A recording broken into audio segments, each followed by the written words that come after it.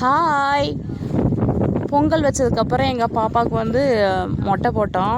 மொட்டை போட்டால் இது வந்து பாருங்கள் எவ்வளோ அழுகாமல் அமைதியாக. இதுக்கு முன்னாடி ஒரு பாப்பாவுக்கு போட்டாங்க, பயங்கரமாக கத்துச்சு. இது அப்படியே அமைதியாக உட்காந்துருந்துச்சு, அழகாக சமத்தாக ஒரு பாப்பா உட்காந்துருந்தது.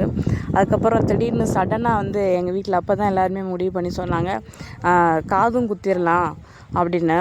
சரி என்ன பண்ணுறது சொல்லிட்டு நாங்கள் போயிட்டு உடனே பக்கத்தில் ஒரு கடைக்கு போயிட்டு எங்களுக்கு காது குத்துறதுக்கு அந்த ஆச்சாரியை தேடுறதுக்கு நாங்கள் ஒரு படாத பாடுபட்டோம். ஒரு கடையாக ஏறி திடீர்னு கூப்பிட்றதுனால யாருமே வர முடியாதுன்னு சொல்லிட்டாங்க.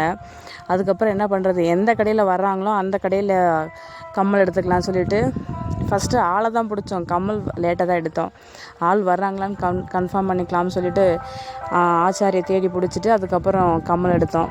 கம்மல் எடுத்து வந்தால் வீட்டிலே வந்து இருந்த ஒரு பட்டு பாவாடை சட்டையை போட்டு மாதாவுக்கு போட்டு இந்த மாலையை தூக்கி கழுத்தில் போட்டு, இவங்க யாருமே வந்து ஒரு ப்ரிப்பராக இல்லை. எல்லாருமே ஒரு நார்மல் ட்ரெஸ்ஸில் தான் இருந்தோம். ஏன்னா காது குத்தோன்னு யாருமே வந்து யோசிக்கவே இல்லை.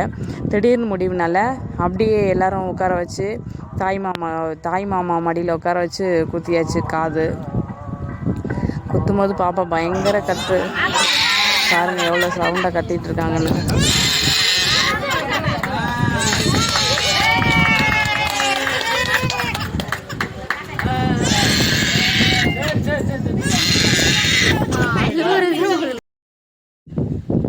ஒரு வழியாக காதை குத்தியாச்சு. ஒரு அழுகாமல் இருந்த பொண்ணை வந்து நாங்கள் வந்து அழுக வச்சுட்டோம். காதை குத்தி எல்லாருக்குமே கஷ்டமாக தான் இருந்தது அந்த டைமில்.